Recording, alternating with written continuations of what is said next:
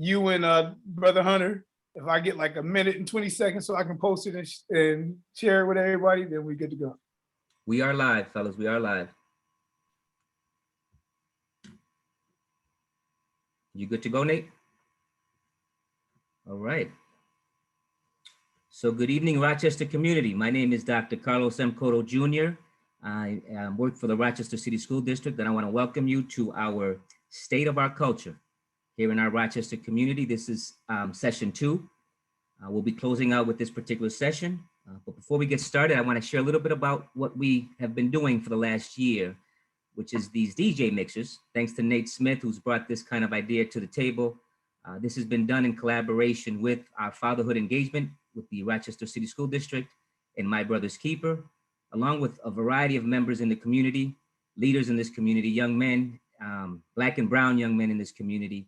And the goal of these DJ mixers and these meetups are to bring relevance and connect to the things that are going on within our community as a whole. What I'd like to do at this point in time is turn it over to Don Hunter, who's going to give you a little bit of the kind of some of the things that we've been doing for the last year, and then he'll turn it over to Nate, who will get us going with our panels. So turn it over to Don Hunter. All right, thank you, Brother Carlos. As you mentioned, my name is Don Hunter. I've been with My Brother's Keeper, Rock MBK, since about September 2020. And my passion is really around health and wellness. So any chance I get to spread that message within the community, it's wonderful to me. So some of the things that we've gone over or that we've done throughout the year. So for Black History Month, we did an MLK celebration, which consisted of members of the community as well as our Black Physicians Network, in which we had an opportunity to talk and discuss physical, mental, and sexual health of men in the community. Also, too, we were able to come together for a discussion about COVID-19 as well as the vaccine. So we had a chance to get some very good information about the vaccine itself. We also had a great conversation with Bro Talk. Bro Talk is it's a group that consists of Bilal Smith, Isaac Bliss, and Kareem Hayes. They do a Monday show on Facebook, and we had a conversation just to go over just pretty much talk about just the state of the community at the time.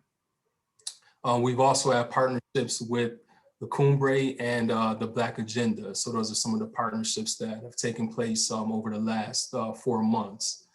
And then lastly, on May 14th, we're looking to have a mental health discussion.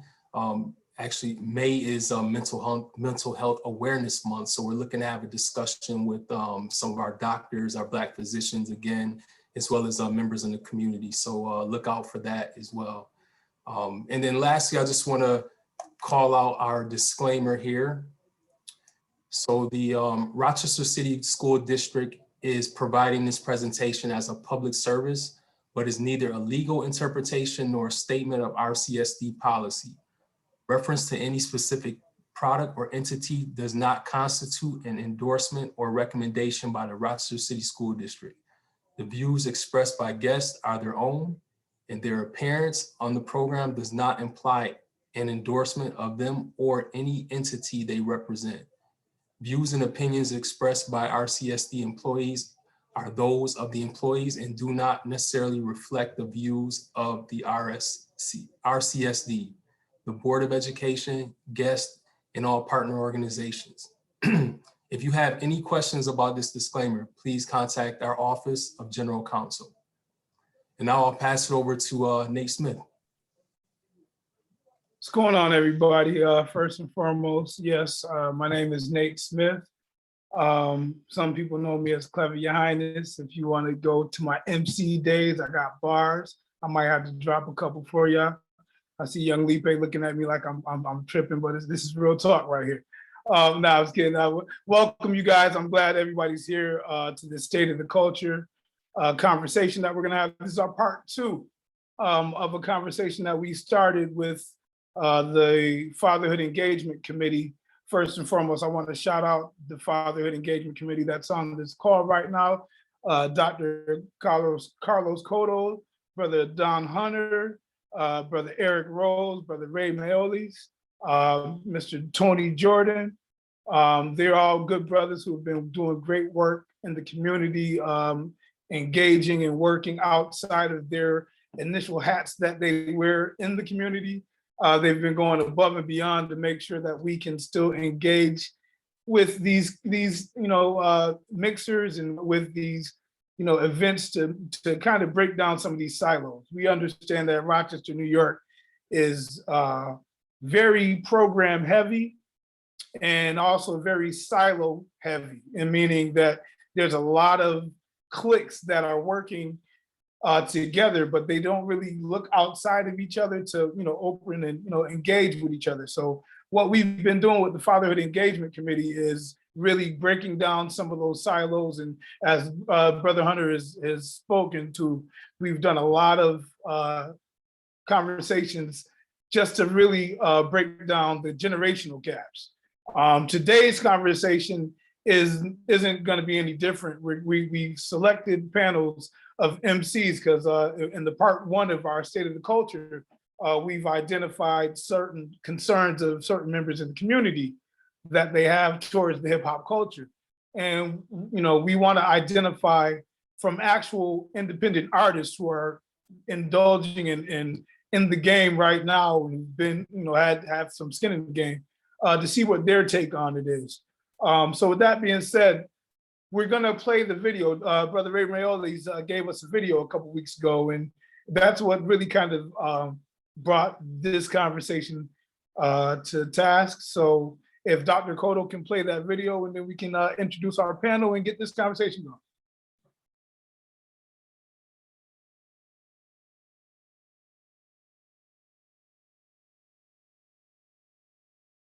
Again, I do got bars, so if you need me to drop a couple, in the meantime, matter of fact, while he's queuing it up, Bravo. talking. Okay. Bravo.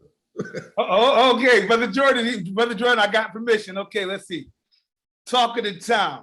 Who that's walking around, rocking the crown? I'm locking them down while they rocking the frown. Look at me now, flexing like, is this your thing? I air them out, flip them over like, is this your king? This gift we bring is art. I'm done. Yeah, matter of fact, I'm done. Are you ready? Dr. Cotto said I'm ready. I ain't gonna do no more. So let's go. We're gonna watch this video and we're gonna chop it up. I do got bars.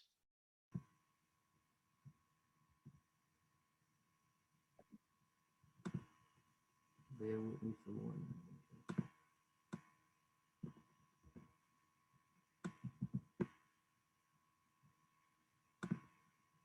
What's going on in Miami Beach right now is a cultural issue in some aspects of the Black community that really does need to be addressed. I've been seeing these videos going around, and I just want you to take a look at just a taste of what's going on in Miami Beach right now.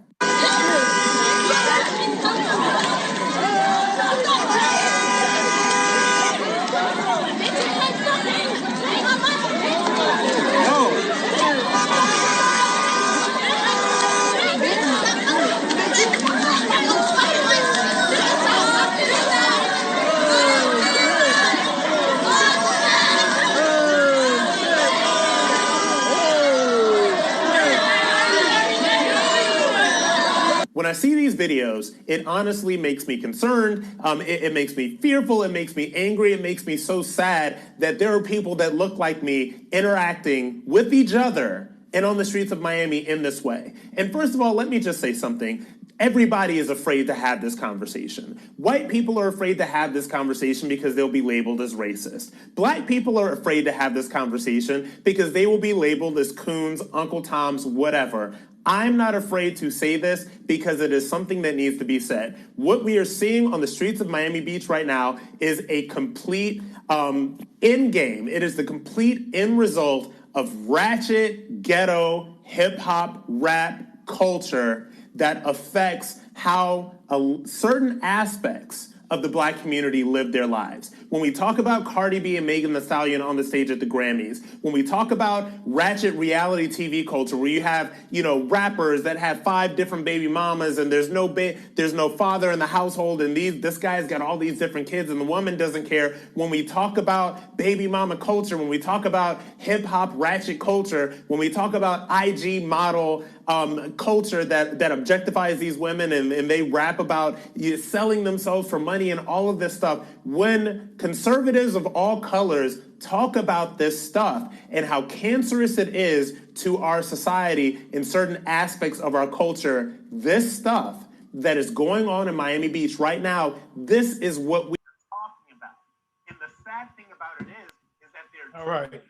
So we understand the gist of that, of the tone of that video right now. And we're not, I'm not gonna say if I agree or disagree. That's why we have this panel that's here today to talk about, to see where they think. Because, you know, that is the cry from some of the community, that they do blame the stuff that's going on in the streets and in the community on hip hop solely. So with that being said, I would like to introduce our first panel, our three dope MCs, three dope people. The first MC I'm going to introduce, the first time I seen this gentleman was actually, he was a part of a group called Rock Bottom Poets. And these dudes were going around the city lighting stage on fire. I mean, when I kid you not, like I watched, I used to, you know, have a mentoring group, and I took a group of kids to one of their performances. And I kid you not, when I was done, first off, all my guys ran up there to try to meet those dudes.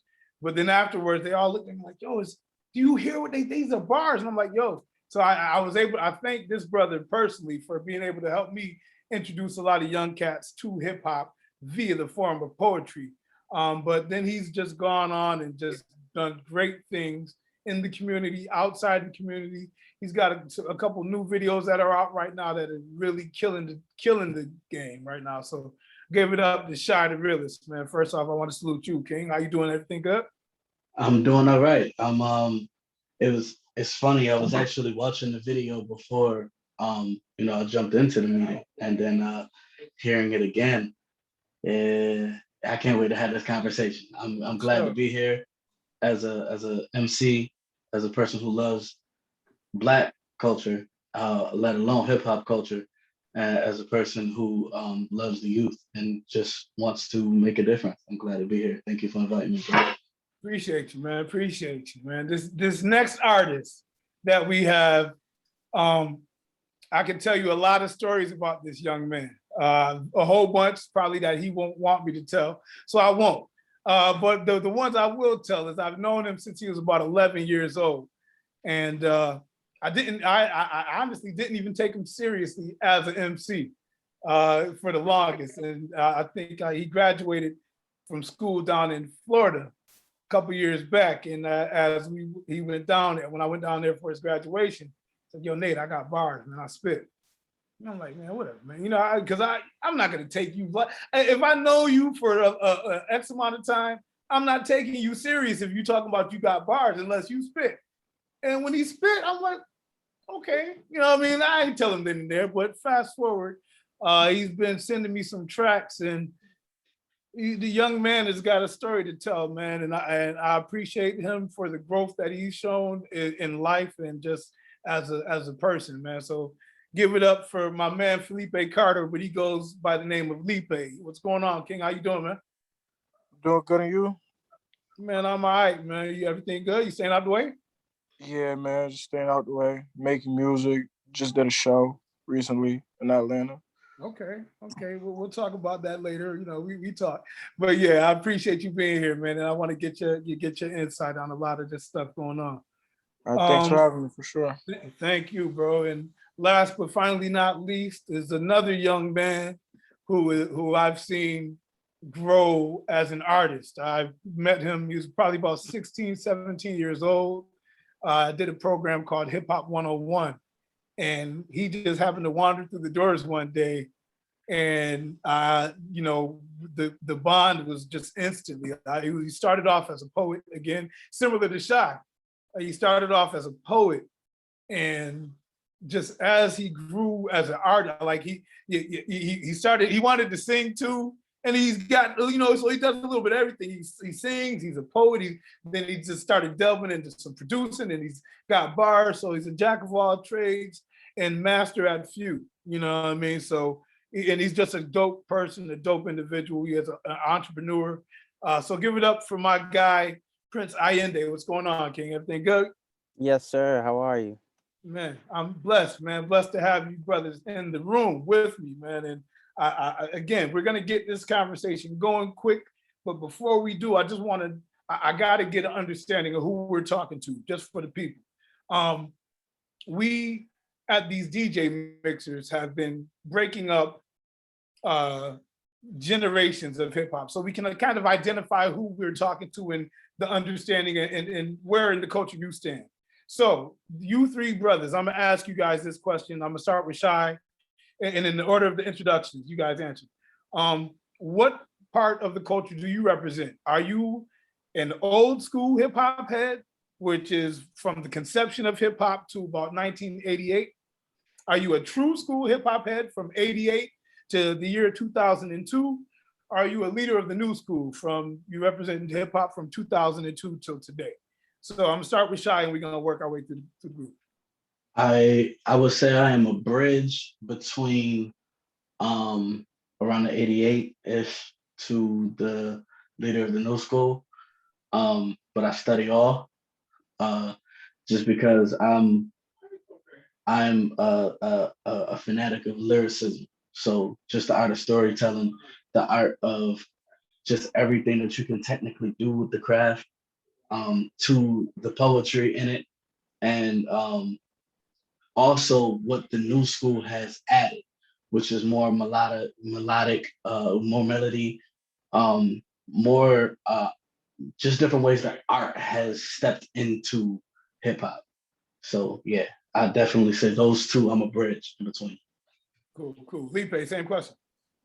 Yeah, I'm more of a new school type of guy. Okay. Any reason why, or that's just your way right now? It's just my way of rapping, just what I listen to. For sure. Appreciate it. And same for you, I am. Could you repeat the question one more time, just because they be answering them so well. I just have to make sure. Old school, true school, or leader of the new school? Which genre do you represent?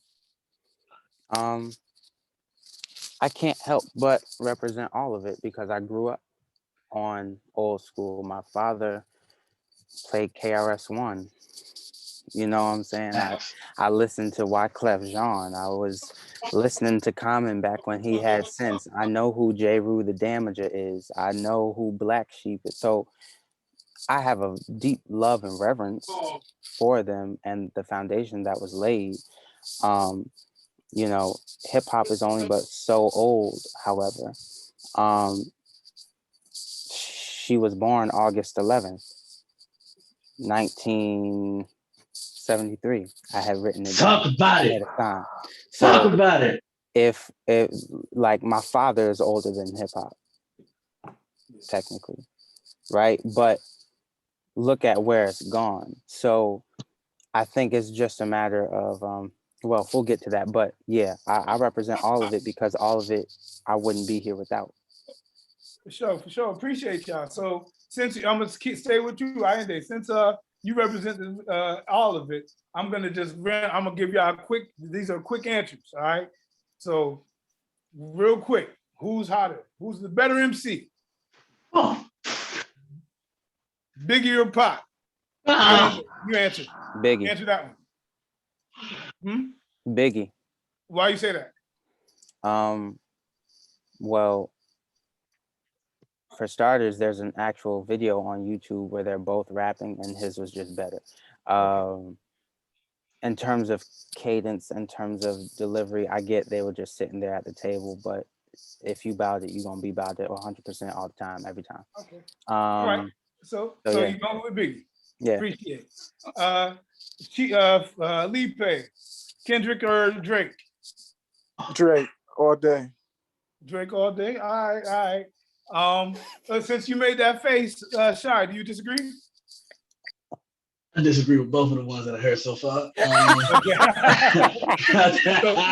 The first one, I was afraid that I was gonna get the same Biggie and Pop question because you got technicality, mixed with raw emotion, passion, and storytelling. So you got one person who was Biggie can't do a Lord knows. Biggie can't, you know what I mean? Like just the when the brains hanging, homie down in the car with his brains hanging, effed up. I had to tell him it was all right, and that's a lie. And he knew it when he shook and died. My God, like Biggie ain't hit me like that.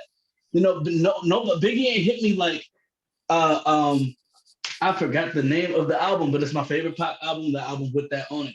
Okay, well, so I'm because my producers are telling me I got to keep the flow going. So I appreciate your energy, man. I appreciate these answers. So let's go. Definitely Kendrick. And definitely Kendrick. I just got to say that. I agree with you right there too, but that's neither here nor there. So, okay.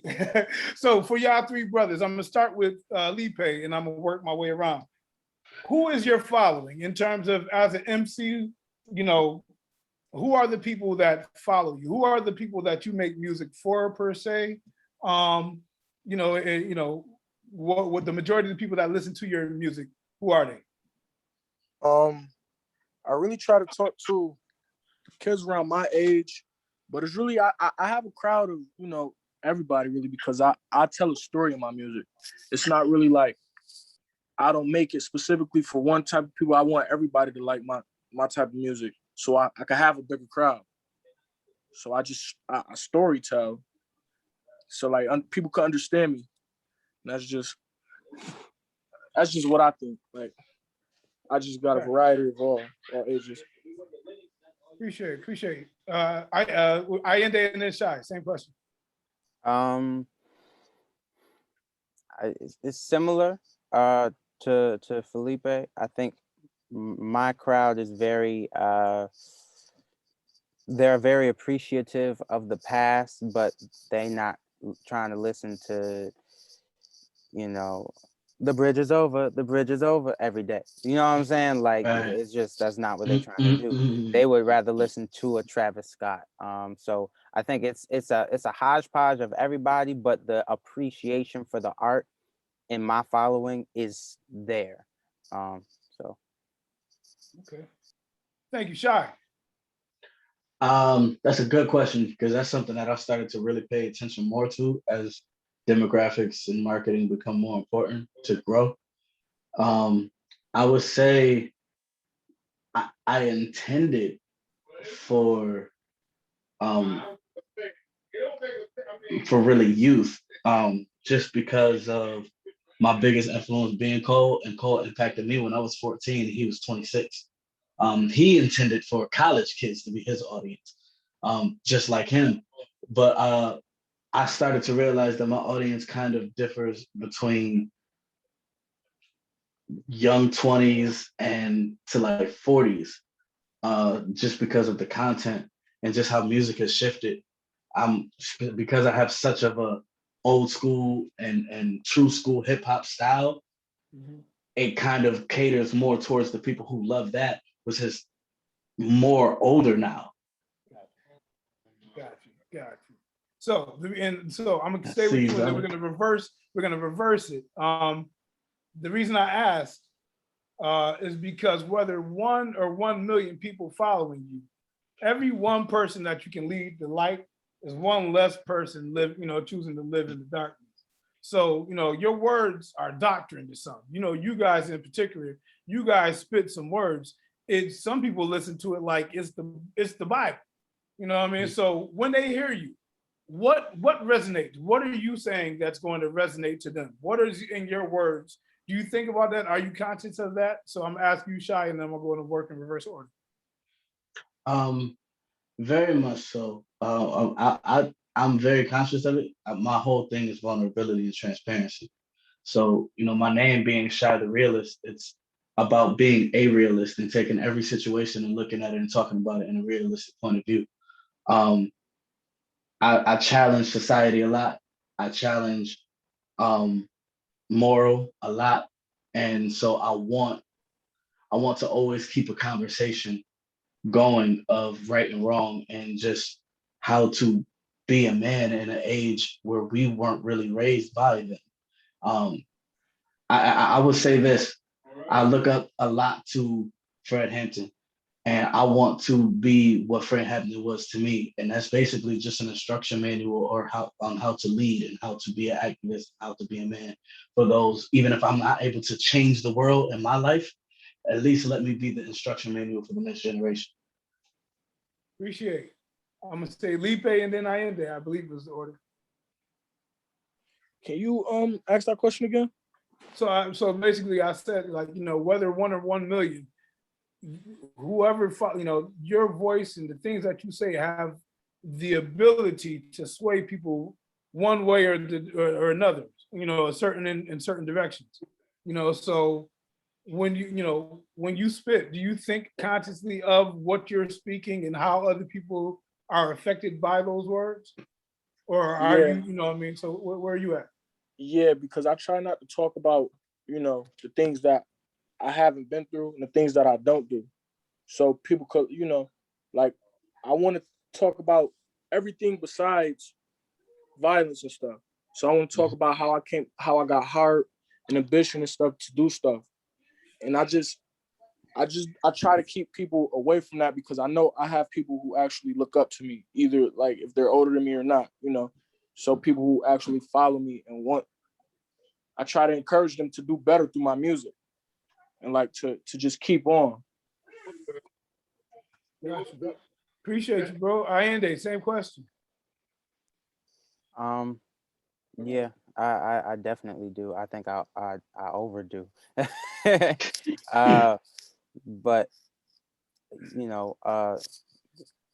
I think of with that question, my last song that I dropped, Mm. and it's called Pessimistic. And it features the singer. She's phenomenal, but like some of the lyrics that I wrote, it was very personal. And I honestly didn't think I would receive anything from it because of how personal it was, down to like, I build barriers for the ones that say they love me, keep them arm's length because I'm looking for ways to trust me. Got vendettas for the vendors of my heartbeat, leasing out my own heartstring, lowering, killing me softly. Like I don't want to say that, but I said it because I know if I'm going through it, there has to be someone else out there. So talking about that one person in a million, I have to treat myself like that. I have to treat myself with that same type of tenderness and care and be like, okay, if I know something affects me, I have to be conscious enough to know that things that I say will affect you. So I have to strive to be as true to myself while also being aware of your ears and still cater to a certain message to where I can do more than just be another song in the background, but actually impact your life and help to uplift you. And even if it's just get through the day, get through the next hour, get through the next, so. Gotcha. Yeah. Gotcha. So great answers, man. I appreciate all of y'all. But yeah, as young as you guys are, you guys definitely have a wealth of wisdom. So I definitely appreciate these answers. These next questions, and y'all know me. So this is Nate right now. This ain't, a professional setting. This ain't and everything I do is intentional. All right. I play chess. And one thing that we want to understand, yeah, I had to cut it. One thing that we want to do is really because the preface was the video that we watched, right? And we understand that people listen to hip hop and people think the music is directly a reflection of society or whatever the case may be. People always want to point a blame to something, and whatever, hip hop is the easiest scapegoat since its inception, since its creation, all right, of society's ills. So my question to you, number one, because Rochester, New York, we've seen a crazy influx of violence and of just madness right now. So my first question to y'all, and I'm gonna start with Lipe, because I know you're the youngest. I'm gonna start youngest to oldest on this one.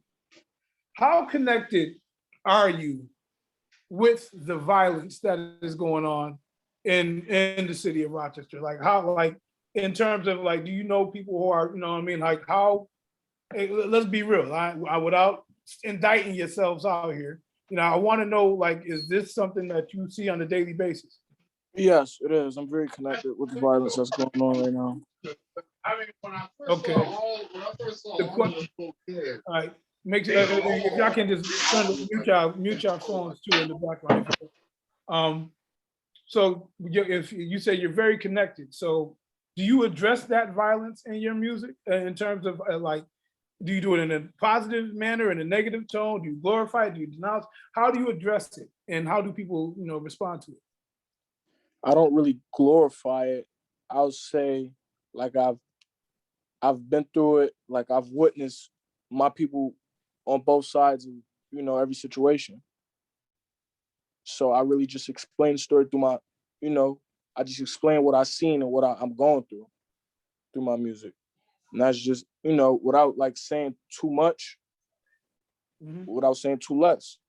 Yeah. And saying like I really don't like that I'm in a situation. And that's what I just try to get out when I make music and stuff. Appreciate. Ayende, same question. How connected are you to the violence in the city? And do you address these issues? In what light do you shine on those? And how do people respond to it?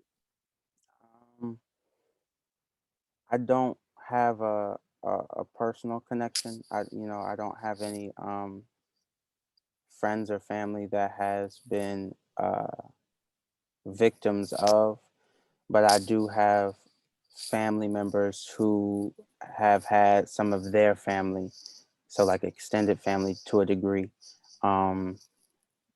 affected by the violence. The community auntie and uncle, right? Who have been affected by the violence. And, I know my father works in the school district. So, I'm aware of some of the things that go on just even in a school setting, or with some of his students. So yes, in some way I am. And I do address it. The way that I address it, I come from a similar to Felipe. I come from the angle of like, I don't like this. Like, it doesn't make sense. But I'm also aware of the hidden hand that's behind orchestrating all of what we do in the first place. But a lot of what we do in our communities is just because of ignorance. We don't really know what we're doing. We don't know the reason why we do it. We don't really even take the time to think about it. So in a sense, we're lost. And there was a line that I said in a song, lost boy in the jungle, Peter should have picked a better time to play cowboys and Indians. I'm an original, I'm a meridian, syntax a supreme, move as a syndicate. Like I'm aware because of where I am, I'm a lost boy in the jungle. Yeah, all right, cool. Peter should have picked a better time to play cowboys and Indians though. There's distinct sides you have to be on. And so I just try to cater to those who know what they're doing or those who don't, but they have this feeling like this ain't right, and pull them to the light, as you said. Respect. I love the hip hop 101 in you too. Always ready to drop some bars. So salute to that, man. That's dope. Nah, I'm scared. That's just an MC, and I respect that. So question to you though, Ayende, is there anything that you think that you personally can do to start helping curb some of this violence directly in Rochester? If so, what are some things you can do, or do you think you're helpless to this situation right now? Never helpless, never that. I walk with God, so I know he gets it done at the end of the day. Yes, personally, I'm a member of the Nation of Islam, so of course, just in community work, I know that we're doing our part, but it takes more than one to do the tango, right? It's a group effort, so I think even outside of that, just encouraging youth to be involved, whether it's as big as doing a food drive, and providing masks and toiletries for the homeless, or as small as just, complimenting somebody. You know, you see somebody that's on the street, you know, give them a $5, you know, whatever to get a sandwich from Subway. You know, I don't think there's no such thing as big I's and little U's. Everything counts, you know. And if we just have that type of empathy in our hearts, I truly believe that we can make the city a better place. Like, as cliche as it may sound, but like, they're renovating the city now. The city honestly is for sale. It's just about who cares enough to invest in it. And if you live in the city, you should be invested in it, in the people, not the buildings. The buildings get torn down and rebuilt, but the people, we've had multiple pass away this year alone. Everybody here has a loved one that passed away, at least one. So because of that, we should be worried about the character and the quality of the heart, not the character and the quality of these buildings and what. That's not what it's about. As Shai said, the heart of the city. Great answer, man. Lipe, same question. Is there anything you personally think you can do to curb the violence as an artist? If so, what are some of those things?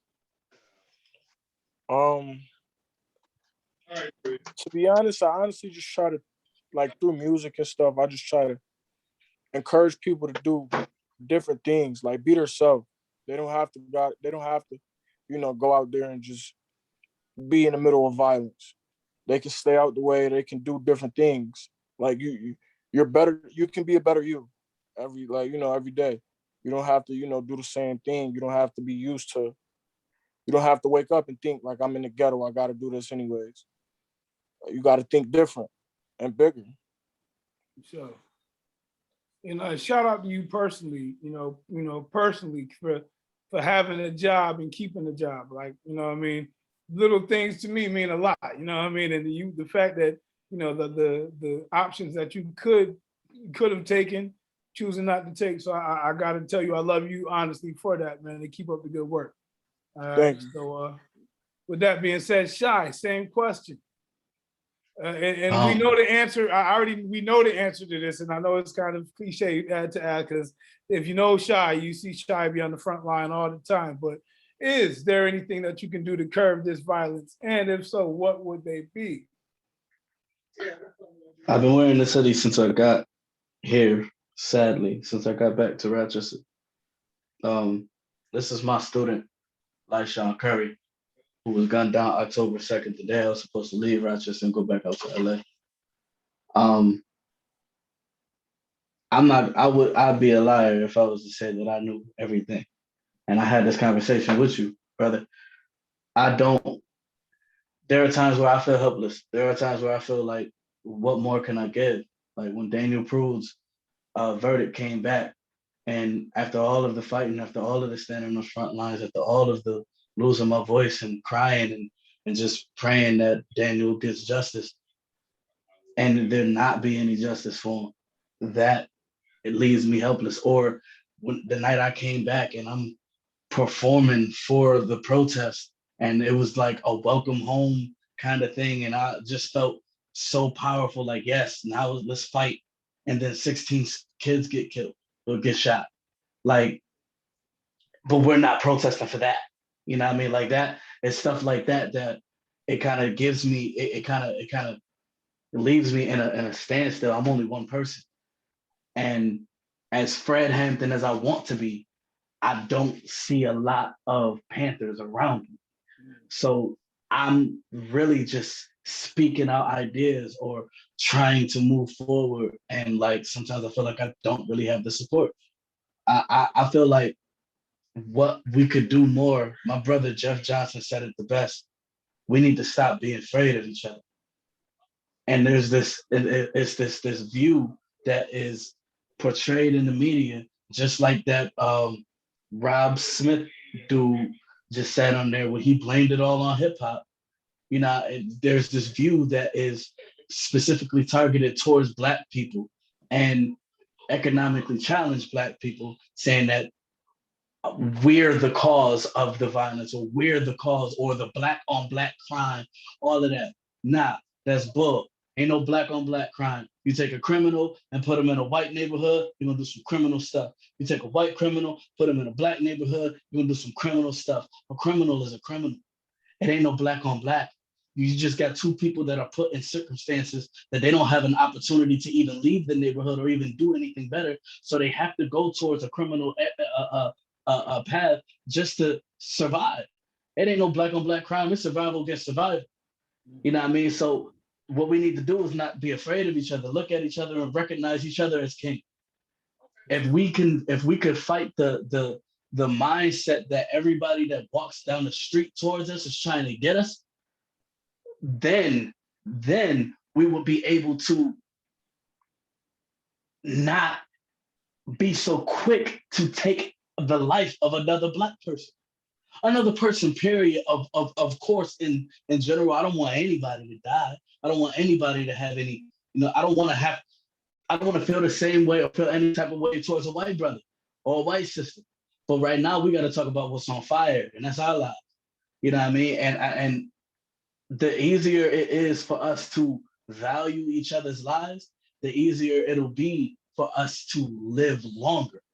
But it's so easy for somebody to pick up a gun and take somebody's life because they scuffed your shoe, or because they talked to your girl, or because road rage, or because this. And it's like the easier that you value life, and whether it has to be some type of awakening that happens in their own life to value their own life, or to value the lives of them around us. And it really has to start with the youth, what we're teaching, and understanding the youth that are in these struggles. It's not the music. The music is comforting them. But what do they need comfort from? What is missing? Why are they looking up to beatbox? Don't blame the song. Why are they listening to it? Listen, on that point, with that being said, I love that. That's a great segue because we're going to have to wrap this panel up. But before we wrap this panel up, I need your final thought in 16. All right. I need a 16 that's going to give us your final thought for whatever, or just what represents you as an MC, so that when people look at this live and watch this conversation, they're like, I need to go listen to that man or that brother over some of the other stuff that they have an option to listen to. So I'm gonna ask, Shy, you already in mode. So give me something to close out with, and then we're gonna go Shy, Lipe, and then I end it. That's the order. Okay.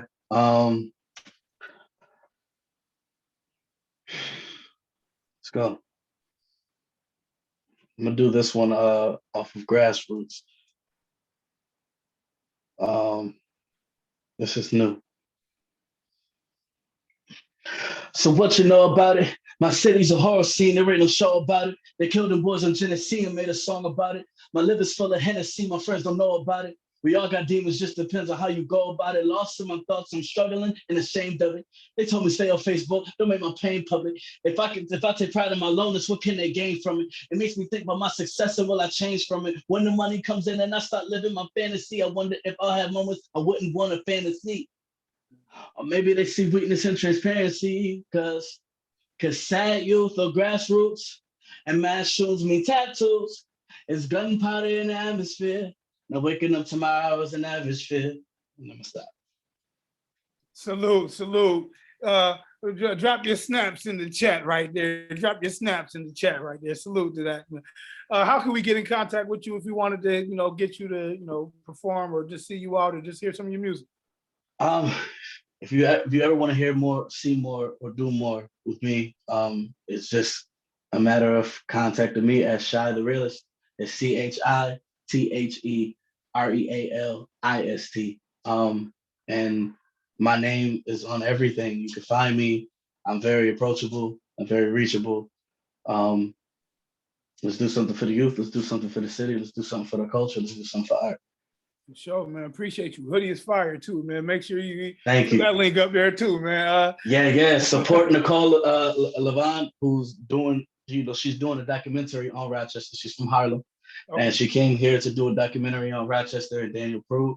And she actually asked me. She saw me performing at at Daniel's Day, performing the Flippin' It's Over song, and she wanted me to actually be a part of it and use that song as a focal of the project. But I've been helping her promote the hoodies because they fire, and it's something that is very, very important to her and something that's important to me now. So you can go to NicoleLevon.com, and if anybody has any questions about the hoodie, I can definitely give you that.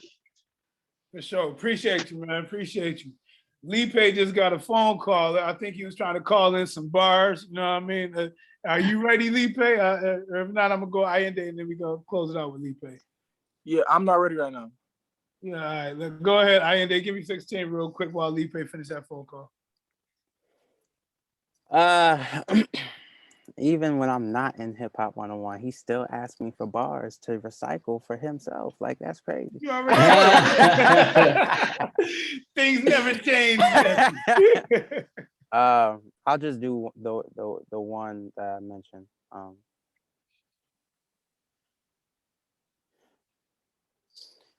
Lost boy in the jungle. Peter should have picked a better time to play Cowboys and Indians. I'm an original. I'm on Meridian. Syntax as supreme. Move as a syndicate. 11 angels got my flank and we dishing it. Pay me before you get your order. Mild sauce at the next window. But that's if you cross the border. Cause we just might bring you back.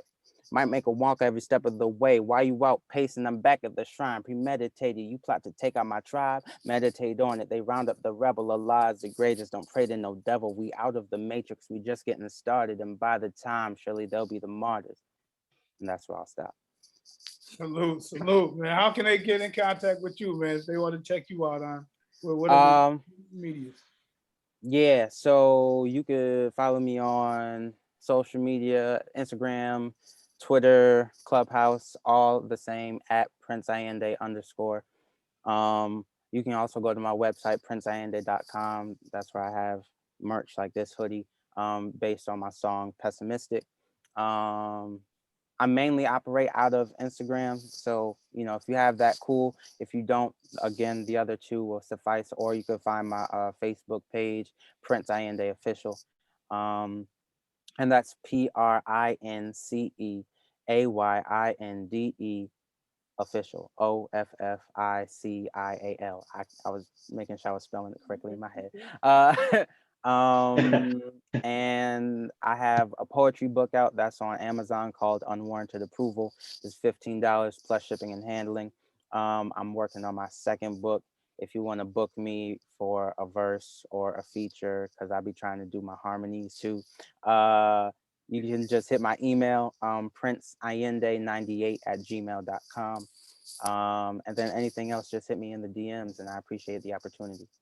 Appreciate you, King, man. And you know, I'm looking at all of my comments in these between we have a group chat right now, just making sure everything flows. And in this chat, it's a lot of fire symbols going out. A lot of Mike Johnson Jr.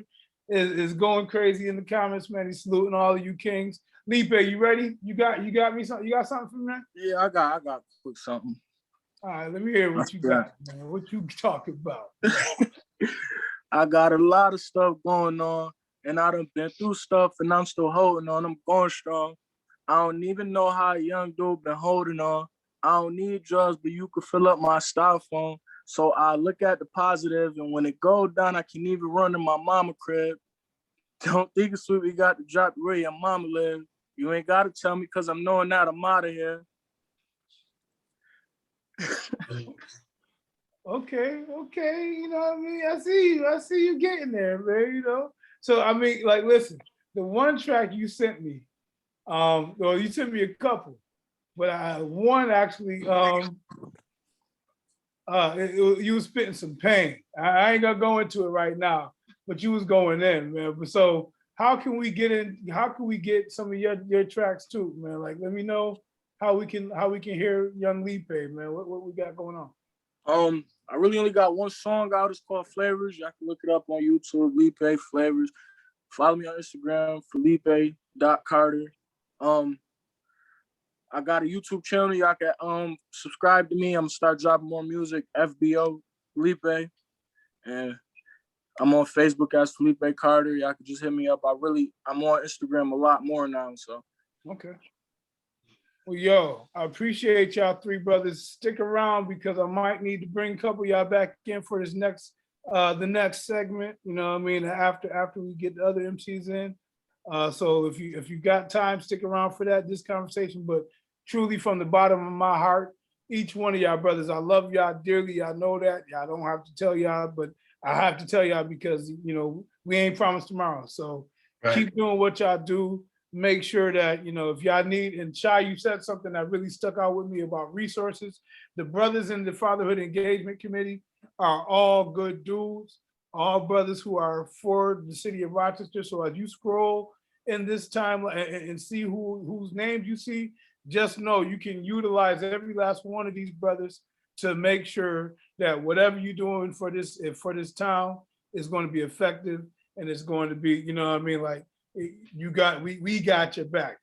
I'm gonna say it for the group, but I can guarantee you the whole group is gonna vouch for that. So with that being said, y'all stick around and let's get this next, if y'all can mute y'all mics and we're gonna get the next panel in, man. But so as y'all see, brothers, ladies, and gentlemen of the world of this Zoom call, we got some hitters in the town, man. Rochester has some talent. I mean, when I tell you like real live talent, I'm not talking about just like, well, they from our city, so we got to claim them. Nah, because I don't claim everybody. I seen some whack, somebody just sent me a terrible video yesterday and I'm still clowning it. But so that being said, hey, salute to the brothers out here doing stuff. I swear, I'm gonna keep this thing moving. But I'm looking at the MCs that are on this next panel, and this is going to be a fun panel. I can guarantee you right now. Anybody? Matter of fact, brother Eric Rose, I'm gonna call you to the table real quick because I got a quick question. I want you to identify this as well. If y'all don't know, brother Eric Rose is always behind the scenes on some of these calls. Just give me some quick feedback on some of these MCs that you've seen as we queue up these the next panel. Man, look here. I'm sitting in here mad because I wasn't on my 1983, record, dub, pause, record, dub, because this was flames, man. This was, Shai the realist, oh my God. Oh my God. And Allende and Felipe, oh my, man, listen, I'm, a hip hop purist. And for years, I've questioned the direction of hip hop. And was it taking our youth in the right direction outside of just a means to make money? It's an art, it's a culture, it's a way of living. And I see that, hip hop is not dead by any means. These cats are here and they're giving it. I got the utmost respect for them. You know what I'm saying? All I wanted to keep saying was, for sure. They brought it. Good looking, fellas. Good job. Sure. Appreciate it, man. So yeah, that being said, like I'll be trying to, me and Eric, and the only reason I called Eric specifically out on that one is because, and I'm glad he said that. He and I had a conversation about 2 years ago, and he was one of the biggest hip hop pessimists. He was like, "Nah, man, it's over, man. We're never going to see another golden age." And I'm like, I think we got another one coming around. And the last couple of years in hip hop we've really been seeing the next golden age of hip hop. Absolutely. So I appreciate you, E Rose. We're gonna keep this thing moving. You know what I mean? For the sake of time, we're making good time. The next group, okay, the dynamic of this conversation could get very, very deep. All right, so get your thesauruses out, get your encyclopedias, Google, whatever ready, because the next group of MCs that I have.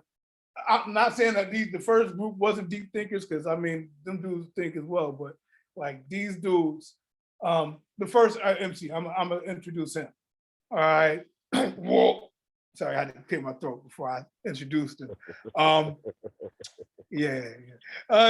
gentleman he's one of the most underrated pens in the bullpen battle league. Not bullpen. I'm sorry, on-site battle league. Rochester's finest battle league in upstate.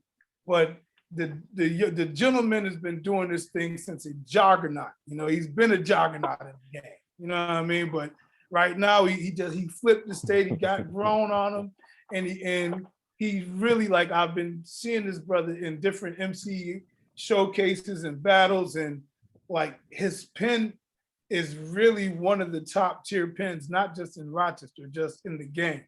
All right. So with that being said, I gotta salute to my guy, the head knocker himself, Mike Johnson Jr. Man, what's going on, King? How you been, man? Well, it's good with y'all, man. How y'all can hear me? Y'all can hear me? Everything For too? sure. And we good. And we good. Yeah, yeah. You know what I mean? I told you I had your back, you know what I'm saying? But you know what I mean? But yeah, man. One thing. Yeah, thank you though. I appreciate y'all though. For sure, for sure. I'm gonna come back to you. Next up in this this gentleman, we had him on the conversation last week. And you know, he's out shopping again, as I see. Like, the dude don't ever sit down nowhere. He's been doing this thing. I've known this brother for over 20 years. He's been spitting and fellowshipping and using his platform as a way to just move mountains in the community. So shout out once again to my man Quavis Walker, man. Salute. What's going on, King? Can you hear me? Unmute. Yeah, hold on. I'm chilling, man. It's good to be back on here. I play basketball in these. Now, what I was about to say is, for the young man, just be true to what you say. Just be true to it. If you're true to it, you will see results. And it's to Mike Johnson. I beat you 2-1, maybe 3-0. I'm just going by what my mother said. Keep going though. I'm going to go by what my mother said. So. Yo, so I appreciate and if y'all don't know, Mike and Quavis had one of the most epic battles I've seen on that platform. Me and Quavis had this conversation the other day. I will not give you guys a winner in that one because it was just such a dope. It was for the culture one in that battle. That was our point of battling. For sure, man, for sure. So the last but definitely not least, MC, producer, songwriter, life coach, just jack of many trades and just innovator. He's an OG in the game. I've known this brother for over 25 years. He and I have worked in many facets. He's also on my executive board to the Culture Therapy Network. And a lot of big things are going to be coming from him and his 7 Money crew and a lot of people. Listen, it's just dopeness. I'm just so excited. If y'all know me, I've never written an introduction in my life, and I'm not going to start today. So with that being said, salute to my brother, Coach Bill Parcells. How you doing, King? What up? How you doing, Nate? Cover your highness. Thank you for having me. Thank you. Fellas. I know Quavis. It's been a long time since we spoke, but I remember when he beat Pounds back in the day. We go back that far. And I've been watching Mike Johnson Jr. juggernaut from the sidelines, and I respect what he's doing. Like that aggressive hip hop, nice visuals, the HCM crew, JD Riggs and Infant, all of them. Like we go back. You know what I mean? Both of our crews was the Outcasts back in the day. But we'll talk about that. I already know the history. We know. You the homie. You know what I'm saying? Yeah. So for the sake of time, because we know, that's why I said this one can get real crazy, gentlemen. And the Uber Eats just got here too, man. Okay, well, go handle that, and I'm gonna ask y'all. So I'm gonna ask the same questions that I asked the first MCs. I know y'all was watching the first half. So I want to kind of get shout out to them. Shout out to them young. Like for me personally, I've been out of town for a long time. You see a lot of ignorance online. Those are young men. You know what I mean? that are growing up in the same environments that they're saying there's no hope, and they're hip hop. So that's just proof that, but that's a whole nother story. We're gonna get there. But I want to make sure, I ain't talked in a while, so I'm gonna talk tonight. But I want to make sure the young men keep up the good work, and I see all of they different, but they all got the same thing. Like, yo, we don't like what's going on, and we trying to do something else. If you can ride with me though, because I'm gonna show and prove on our end. So shout out to them young men. Appreciate it, man. Listen, this is y'all time, man. This ain't, I'm just a facilitator, man. I'm just the one asking the question. So with that being said, here's the first question. Where do you, since coach, I'm gonna ask you first and I'm gonna work my way backwards. What era do you represent? Are you old school, true school, or the leader of the new school? I'm all of that. I'm still here. You know what I mean? I was one, like, I don't know anybody else here beside the OGs that's in the shadows right now, but I was at Fresh Fest at 6 years old. My mother, you know what I mean? The Runs House tour. I was little, I was young, you know what I mean? So I grew up with that. KRS-One was my first favorite rapper. Then I grew up in the Wu-Tang Clan era, Peace to the Gods. You know what I mean? Then Jay-Z came. And by then I was out there getting money. So I started leaning towards Jay and 50.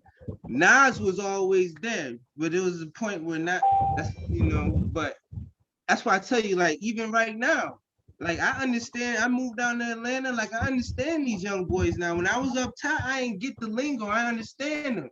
I don't get the dressing, but it's the same stuff. Little Baby is like spitting the same stuff. He getting money, but he like, yo, like, we gotta do something different. You know what I mean? And they stand on respect.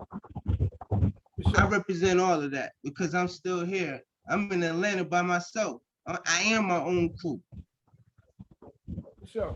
I appreciate it, man. So I appreciate that answer. We're gonna go Mike Johnson and then Quavis. Same question. Old school, true school, or leader of the new school? I am truly a leader of the old school. Salute. Everything coexists. Basically, you know what I'm saying? KRS-One, the KRS-One, that sound of healing, featuring the baby. Or if you want to, you know what I'm saying? If you want to put it out there, I am like Rizzo on a drill beat. Like, you know, things that came from our essence, but it's no point of why we can't elevate to where it is now and still do what we do. You know, that's where I'm at. Salute, man. These answers, man. I'm glad I'm recording this. I'm just telling you, I'm glad I'm recording this. Quavis, same question. Old school, new school, leader of the, old school, true school, or leader of the new school? A true leader of the old school. I'm not a true, you know. I ain't listen to none of them dudes growing up. I didn't know who Rakim was till 1998 when he came out with the 26 letter. I didn't listen to none of those guys. I was into listening to like the Beatles and Elvis and that kind of stuff. So I would say true school because I started getting into rap, listening to Bone Thugs, Cannabis, Big Pun. That year in '98 when everybody came out with, you know, DMX, Eminem, Mos Def, Cameron. It was '98 with Nori, Jay-Z Volume 2, Busta Rhymes joint. So I started rhyming in '96. So I was around there, and then you know, leader of the new school. I don't even think I'm part of any school right now. I think I'm a GED guy, man. When it comes to hip hop now. I think me and Mike, we GEDs are dropouts of this school now, man. Because you know, I think people like myself, people like Hassan and a few others, we're a dying breed.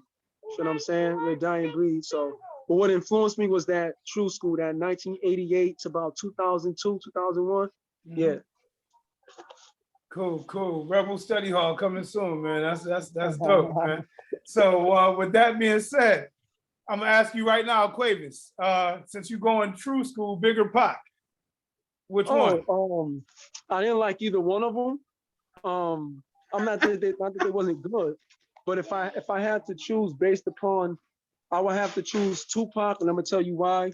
Because Tupac was he was very political, he was very upfront, and he had commercial songs too to make you forget about how political he was. Biggie was Biggie was real smooth. He was something new for Noah. Chill. No, I mean Biggie was something different for big guys because all we had was Heavy D. But if I had to look at a more well-rounded MC, it would have to be Tupac. Just being more well-rounded. Got you. Effective in any area. I'll take that answer. Listen, there's no right answer to me. Mike Johnson Jr. Since you're off school, I'm gonna ask you. KRS or Rakim? Wow, you gonna do that to Rakim?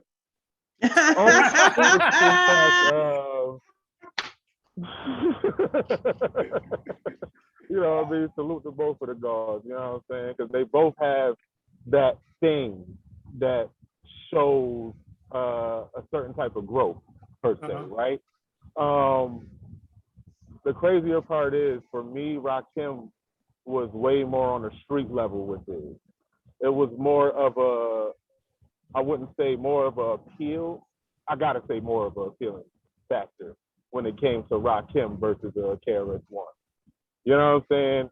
Everybody know about the Blastmaster, but Rakim Allah, like the Lord that got techno artists using his voice, yeah, you can't kind of compete with that. You know what I'm saying?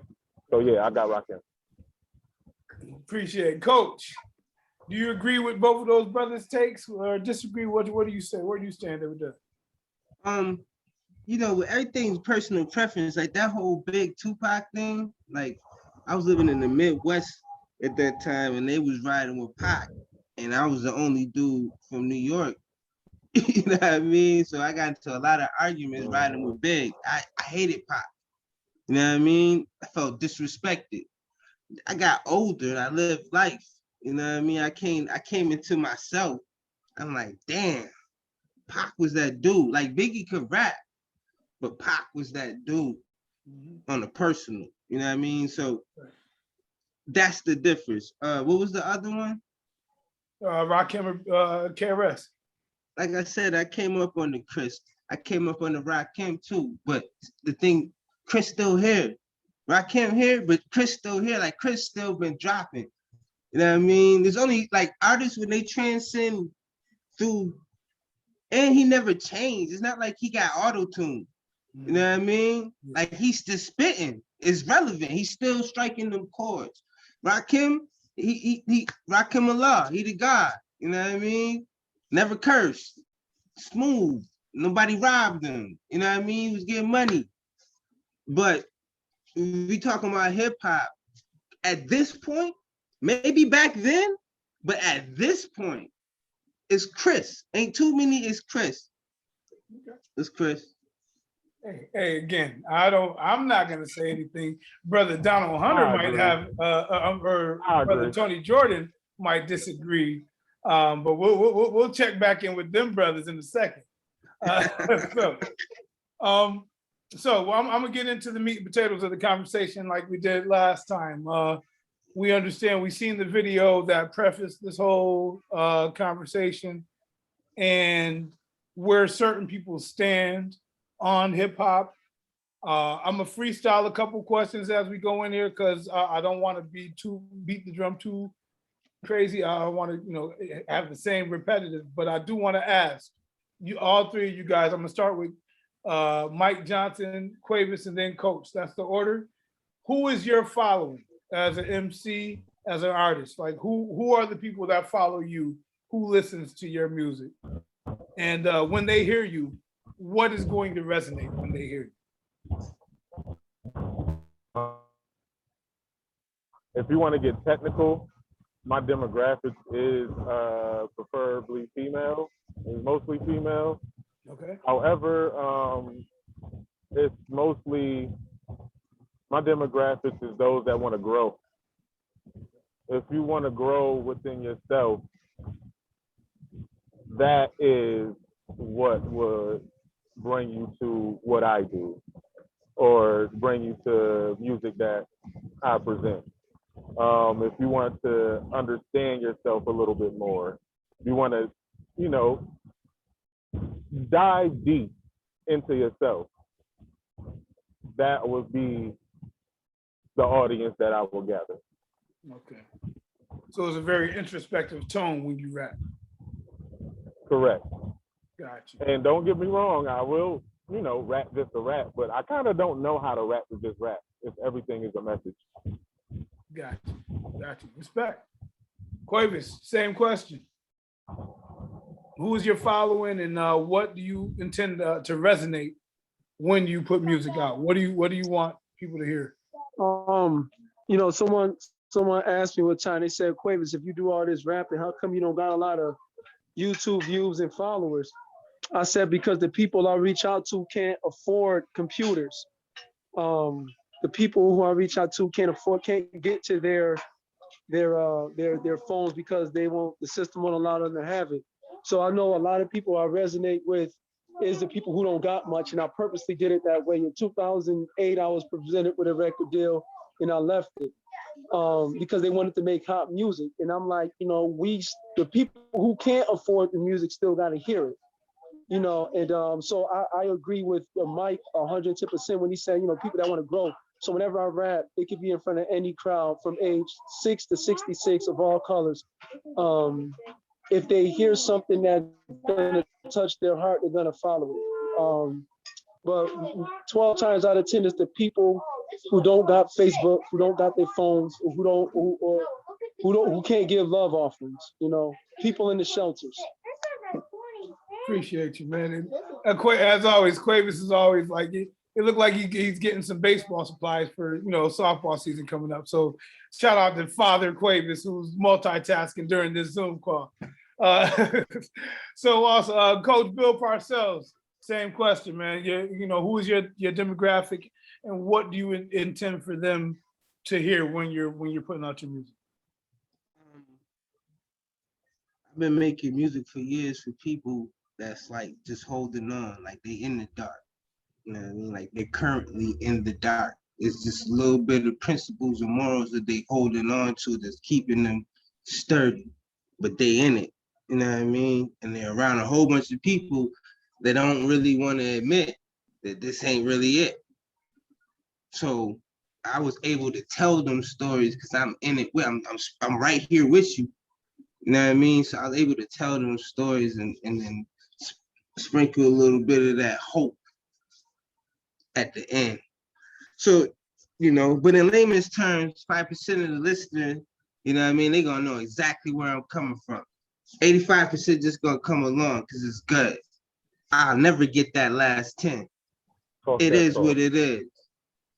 It is what it is. So I'm holding my 90 down. Talk, Lord. Holding my 90 down. For sure. So that being said, for the people, and I'm gonna stay with you, Coach, and we're gonna reverse that order. For the people who think like the brother at the beginning in the video, do you agree, disagree, and then like where do you stand for people who try to blame the demise of the community on the music? The views expressed in this telecast, you know what I mean, for the individuals who speaking in the video. So I don't want to step and ruffle nothing. But that brother right there is an example of the worst problem that we have in our community. You know what I mean? Him and the Candace Owens. This is just my opinion. You know what I mean? The judgment. Just because you speak proper English and have a blazer on, right? Don't mean you should be speaking down on your people in public. That's the first strike. That's carte blanche for the next. So now the op just gonna have that conversation with you and add their little extra. I disagree with him because at the end of the day, it's not the music, it's not TV. You know what I mean? It's a problem that's been going on in people's hearts and their minds. First of all, a lot of them people were down there because of stimulus checks. It just is what it is. You know what I mean? If you like, you wasted all that money to fight because they still got that pain in their heart. That had nothing to do with WAP. You know what I mean? I think the young brother said it earlier, like people listening to music to cope through things. That's real. Like we've always had music. And music has always been a reflection of what's really going on. Even the fake part, it's only fake because the person delivering the message ain't really been through, but it's been going on. So I think that part gets lost. Just because Tekashi fake, right? Don't mean that stuff ain't going on. That's why the real ones is in jail right now, and he out here still gallivanting. The problem is not hip hop. The problem is, once again, blaming us for why we're at where we're at. When there's a system, we don't make reality TV. They put Mona Scott there as the figurehead, but she didn't, there's people above her that's telling her what to tell us to do. Love and hip hop has never been hip hop. Right. You understand what I'm saying? Oh, listen, I hear you, brother. So when this guy right here, who obviously is only in tune with the hood because of WAP, loving hip hop, Instagram models, obviously, for him to think that that's the reason why, because that was all women, if you really look at it. That's a whole nother conversation when you come, but it's a lot of pain in the hood. You know what I mean? It has nothing to do with hip hop. There was no music playing when they was getting at it. I ain't hear nobody spitting bars when they was punching. So the nerve of Joe Black, man, I don't even want to give him his, you know what I mean? The nerve of him to speak on one side of the problem without like really getting to the root of why that is. It's not the music. That's an easy excuse. No one's telling Al Pacino to stop acting because of Scarface. Scarface, you know, for a whole couple of generations, that shaped a lot of people's mind. Yeah. Even though he died at the end of the movie. All right. Well, listen, I'm gonna get back to you, Coach. Appreciate your input. I'm gonna come back. We ain't done. We ain't done. Quavis, since you represent the field, Penfield, that is, I wanted to get your perception, you know what I mean? Because again, we want to get everybody's understanding, you know what I mean? And Quavis is a very special case because again, if you know who Quavis is as an MC, he don't rep no crew, he don't rep no group or anything else. He reps his family and his brand and his name. So as an independent, and he rep God. Don't forget, and he reps God. I'm sorry, God first. Thank you, Mike. So with that being said, you know, as an independent thought, what do you think from that brother's take of the video?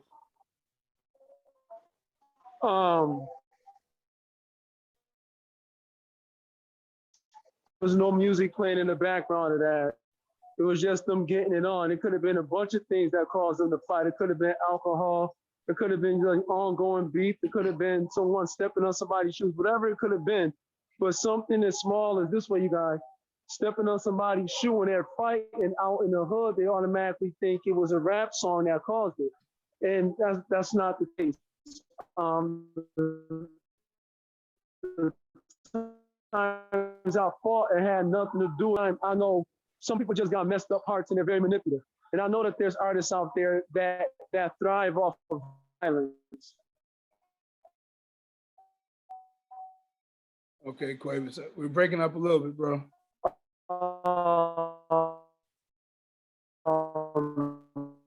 Trying to stop them Jews. Yeah, you know, and he's going through, you know, the mall, so you know they hit them dead zones. But so we'll come back to Quavis.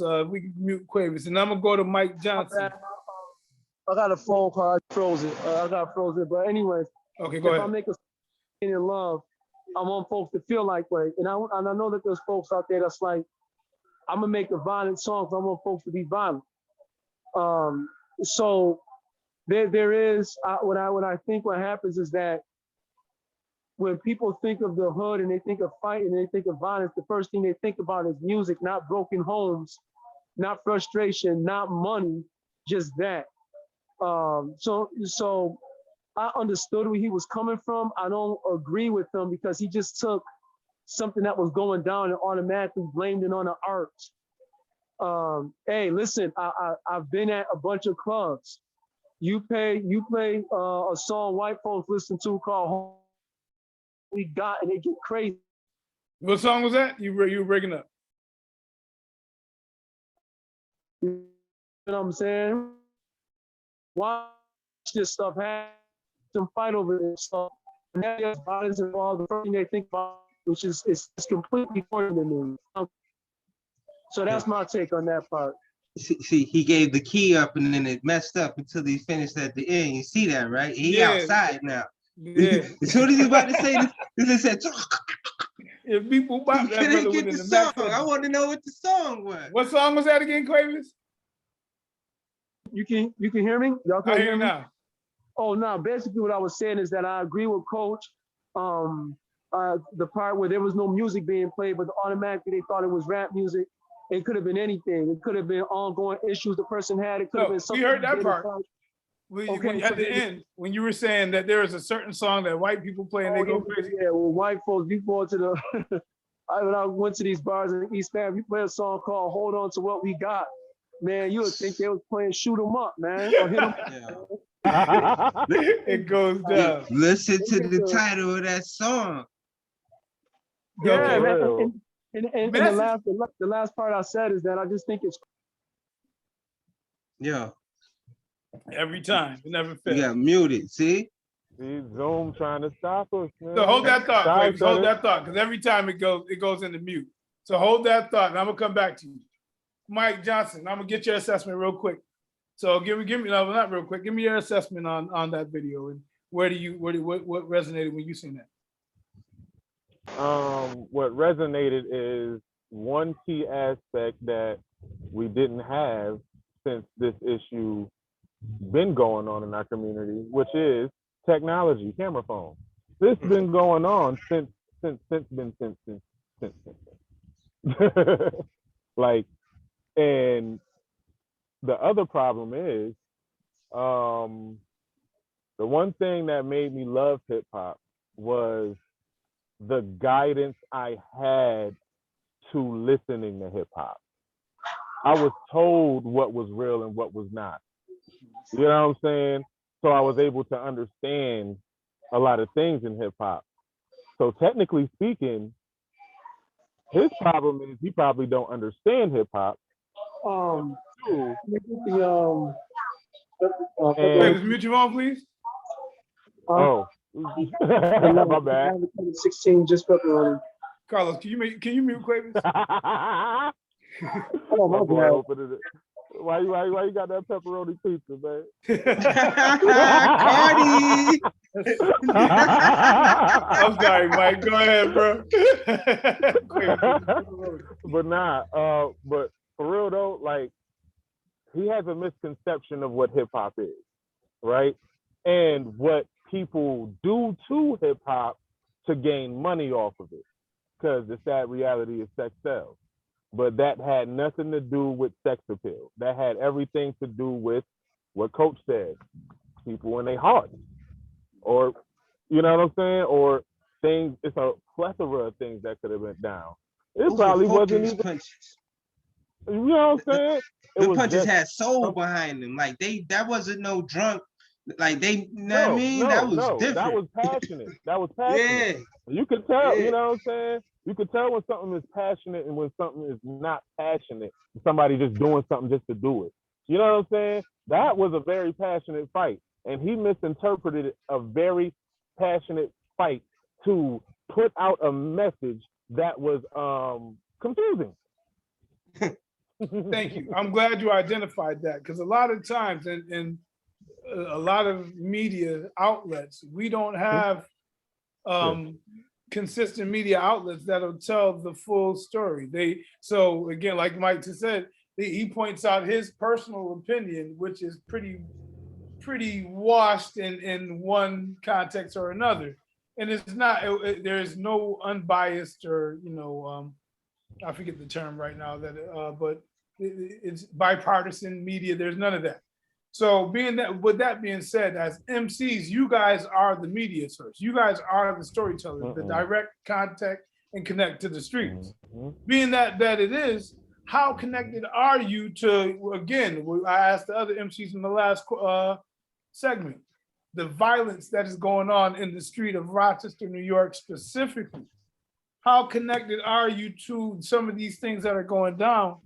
And, you know, how are you using your voice, your presence, or are you using it to try to help curb some of this stuff that's going on? So I'm gonna start with Mike Johnson, and then we're gonna work around. I would say, wait, can you skip me for 1 second? I'm sorry. Okay, I'll skip. I'm sorry. I'm gonna go to Coach. Coach looked like he he was in his getting ready to speak for you. So go ahead, Coach. All right, Vlad, check this out. Check this out, Vlad. You got it, Fitty. To be honest with you, you know, I'm from Rochester, New York. You know what I mean? The city of Rochester, New York. I had the privilege to go to some schools on the outskirts at one point in time before they kicked me out, but I used to come back to Parcells Avenue. All my family from the west side and my other family from Cuba Place. So like, I'm connected. You know what I mean? I don't really want to say, but you know, so but basically I feel what's going on, and I call this pandemic is the source of what the spike right now. Money gone. Even with this money coming in, you know, the hustlers, they was used to people getting their checks. Them checks ain't coming in. So where they money coming from? You know what I mean? The stick up kids who was sticking up the drug dealers, they can't stick them up no more because they ain't got it. So where they going? They're going to turn to people's homes. They're going to turn to people's houses. They're going to turn to the back in the day, the 60s, 70s stuff, the pocketbook chasers. Now your grandma going to have to hold a pocketbook running down the street. It's because of poverty. It's not because Jay-Z just dropped the song with Khaled. You know what I mean? The child poverty rate has been low in Rochester for how long they've been telling us? Yeah, I feel you. I mean, all the school programs. I grew up with the Leaders Club. I heard they just closed the Metro Center down. You know what I mean? So any positive light that somebody could get to think about scooting out what's going on in Rochester, really going on in Rochester, it's gone. So if there's not no strong OGs that's still there like myself, I had to leave though. I was killing myself. Because you can only help with so much. I got people who I gave jewels and they out there doing what they do, and there's people following them, and the cycle remains. But like the one brother said, I think he said something on the lines like he had to leave because he didn't see enough Panthers. That's similar to Tupac said when he went into the industry and he was like, yo, I'm the only angel in a room full of devils. That's a bitter pill to swallow. I've been there. I was with the legislators trying to do a peace fest for hip hop in the early 2000s. You remember? And we was getting flagged. And in return, what happened? Everybody banded against us, took the money and said, yo, you should come with us because we all came together. I guess in a way it's good that we brought everybody together. But I just learned that we got to take I like what Quavis is doing. I've been watching a lot of shit from afar. Like I watch his ministry and I see what he's doing. See, that's what it takes. If there's 5 Quavises in a couple generations, it's gonna get a little better because they seeds is gonna teach their homies, and it's gonna be like little sects. You know what I mean? Just like when we grew up, there was little hustle sects. It wasn't no gang banging when we grew up. People was getting money. Now it's banging. People want to say it's about music. I don't know. I think it's a lot of people scared, and it's like, yo, hey, if we all wear this color, we ain't got to worry about nobody taking that from us, and they going that route because there ain't nothing else going on. Okay. Appreciate you, Coach. Keep that energy. I'm gonna keep it moving.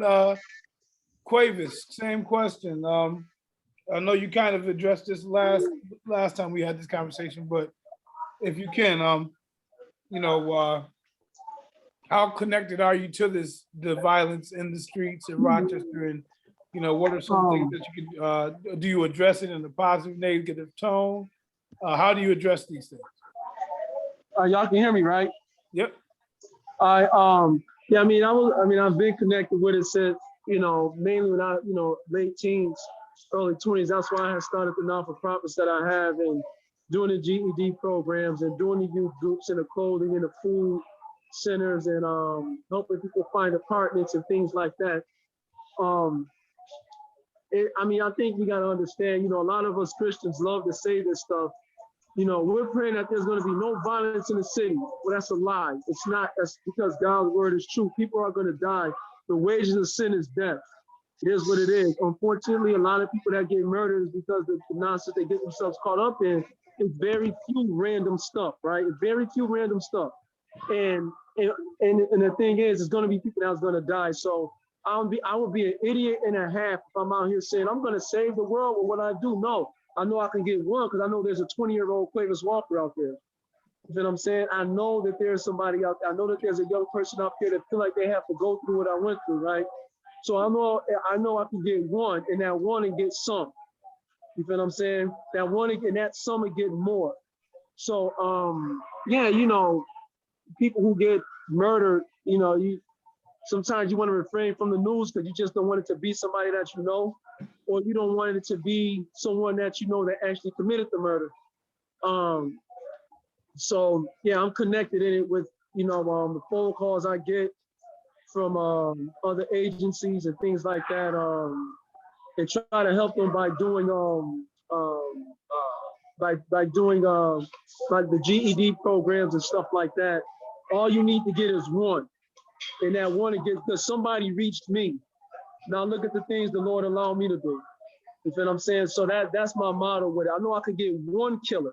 I can't get them all, but I can get one person that can stop them from actually killing somebody, murdering somebody, whether male or female. This is why I'm at the juvenile detention centers and stuff.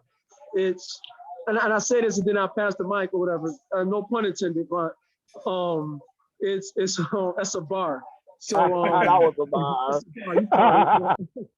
But like literally, if the music you do don't influence you to do something to change someone's life outside of getting downloads and shows, you got to question what you're doing now.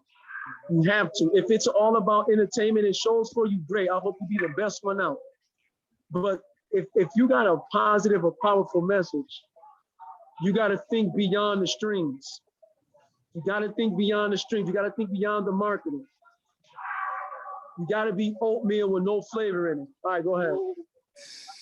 Oatmeal with no flavor. Integrity, man. We appreciate that, though, Quavis. That's one thing I know you stand up. Mike Johnson Jr., you ready? Walk. Yeah, my bad, man. I had to drop off my daughter so she can go get my grandbaby. But yeah, it's all good, bro. Like, it's all good. Things like that. Congratulations to granddaddy. Yes. The fam call me Papa John. There you go, Papa. You know what I mean? That's the real. But to answer the question, how connected am I? I'm possibly so connected that I'm affected. And like there was one that severely hit my son. The one death that happened that severely hit my son because that was his homie. You know what I'm saying? And trying to help him go through that was hard. That was very, very difficult. The one thing that I can do as playing my part, because I feel like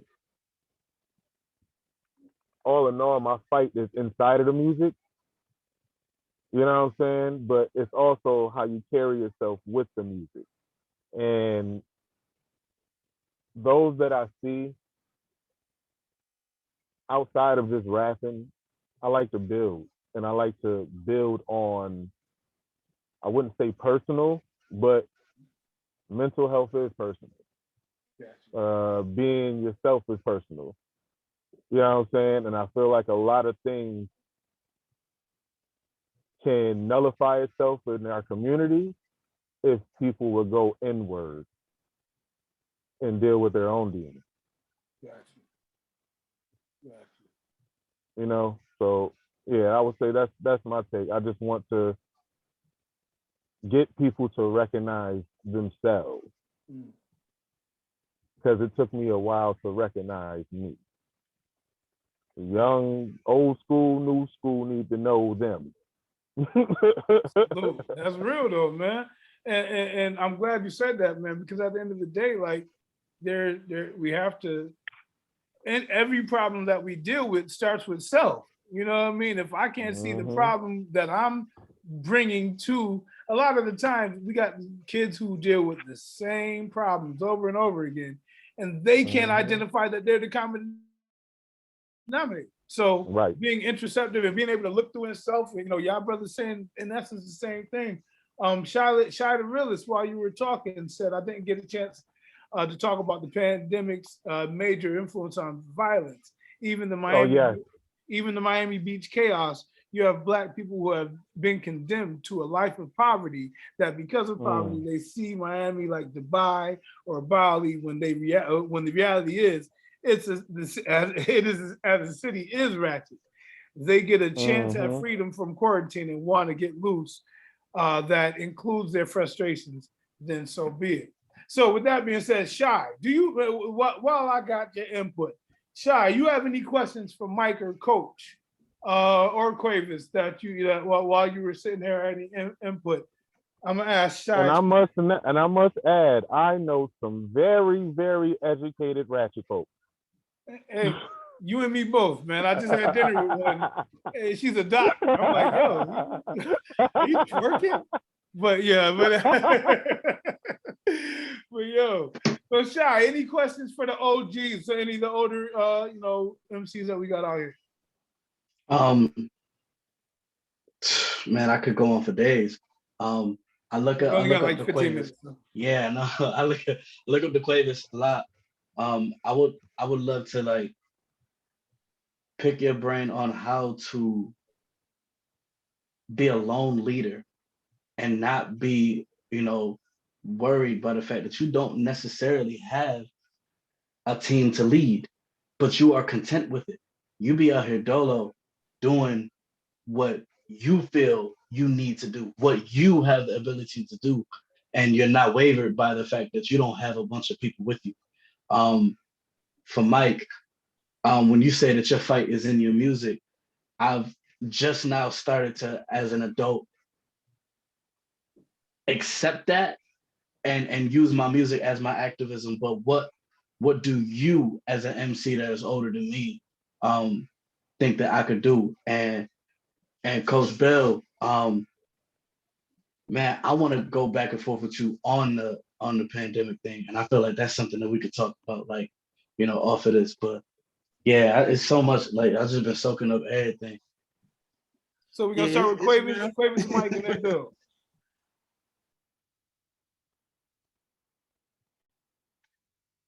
Quavis, can you hear us? Okay. Yeah, I said, what was the question? I heard what he was saying. I didn't catch the question. So basically, his question was, I'll let him re-answer, but he was basically asking, how do you find the willpower and the energy to roll dolo from state to state like you do? You know what I mean? Like without the backing and so on and so forth. With me, I never lived my life to change anybody's opinion about me. If I live in people's compliments, I drown when they criticize me. And that's how I live. It's like we got this life to live, and how bad would I look if I stayed in the prison of people's perception of stuff. When we were little, we always got in trouble for using our creativity, right? So why is it as adults we bottle all that up? So when I'm going on the street corner and I rap, it's because I want to. And lastly, the worst person you can ever be is somebody who forgot where they came from. God is giving you these gifts, use them. Now, name one of us got a record deal, right? that you got all the freedom in the world to talk about what you want to talk about when you want to talk about it. With me, I said to myself like, yo, as long as I can talk, I'm going to give these messages out. Whether if I'm up here preaching, rapping, with a sign up on the street corner, I have the ability and the creativity to do it. And guess what? Nobody's opinion will ever stop me. Only opinion that matters to me on this earth is my wife and my kids. That's the only opinion. Anything else, you just a casualty in my way. And you're gonna learn to like me whether you like me or not, because you're gonna find out that I can rap better than you, right, Mike? Nah, don't start that. Don't start All that. right, let's turn off Quavis's mic. He's got enough jewels he's dropped at this point. How he doing it? Mike Johnson. But seeing that you have your understanding, Shy, of where your battle is or where your war is, the similar war that I had. The one thing that you can do, honestly, you already doing it. But the secondary part is be your best self. Get you together. The more you get you together, the more you will want to say. And I'm more than certain you're like me. People like us just don't pin down stuff just to rap. Like, we can't really do that. Like, that's difficult. I tried to write a song about nothing. It was about something. It's weird. You know, it can't. We can't do that. So, you know, I have a project coming out called Growth Spurt. It's everything that I've been doing, trying to get myself together all the way up to this point. I would say you being your best self and giving people what you use for you will help people figure out themselves. You know what I'm saying? And that's one of the things that our predecessors did not capitalize on. They capitalized on giving out massive knowledge from the nations, from the gods to the earth, to Islam, to you know, it's massive knowledge. Not a lot of people kept it going. Went through how they gained that knowledge, what the pain they went through to get that knowledge. It's a different category. And then on top of that, they were feeding steak to babies. But, you know, those babies was eating steak back then. And now babies is really, really babies. So, you know, you got to feed baby food. It could be baby flavored steak, you know what I'm saying? So, so yeah, that's what you can do, G. And much respect and salute. I already see you. Salute. Coach, I'm gonna ask you to hold that thought because I'm gonna have Allende. Allende. I need you to ask these brothers because I know y'all can start building about the pandemic. And so as a facilitator, and you know, my producers hitting me like, yo, so, you know, that's a conversation for the overtime. So we're gonna stick around for overtime. So after 8 o'clock, we can build as long as y'all want to build. But so Allende, while I got you before we wrap up the official recording, is there any other questions that you had for the older group and the older brothers, the OGs in the game, I like to call them? Is Allende still there? Okay, there you go. I want to say, first of all, thank you for your contributions to what you do for the culture. That's first and foremost, because, you know, like Coach was saying, you know, I grew up on respect. And so you give and show respect. And when you show respect, that's when you get it back. So I got to do that first. I remember seeing Quavis perform in a Superman tights get up at a festival. And I was like, oh, nah. He's the greatest. That's not it. I don't know what he's about to do. Is he homeless? Do we need to help? You know, there's always like that one, unfortunately, there's always like that one person at the festival that like is like a little bit, nah, he came with straight fire. And like, I felt stupid because it was like, I thought one thing and it was something completely different. And that really taught me to not like judge people just by how they look. And I feel like that was intentional. I feel like that was on purpose. So I appreciate that lesson from you specifically. Coach, I'm trying to move to Atlanta. So like we gonna have to link in the interest of net. Me and Shy are gonna, God willing, we trying to room together. So you know what I'm saying? We might gotta link up with you. I was already thinking about it when I heard you speaking. I did an interview with Shy before, and I told him, I'm like, yo, like I see you. You know what I mean? If you need me, I'm around. I think I was out of town at that time too. But you like I was saying earlier, I was telling Nate before I did this, I was like, yo, I don't really know what's going on as far as the music. I don't know what's going on in the streets, but as far as the music, I don't know what's going on. You know, I see a lot of drill music, you know what I mean? And that is what it is. But when I was coming up, it was like, everybody had their own sound. Well, nah, this is the thing. But in the 2000s, it was either you was Dipset or you was whack. Yeah. You was the Locks or you was whack. Yeah. I was coming with conscious raps early, and people was like, they wanted to wipe me off, but they see me where they was at. I was doing what they was doing. I was just saying, yo, this is whack. I'm doing it with you, same time, probably a little better, but this is whack. We need to figure this out. You know what I mean?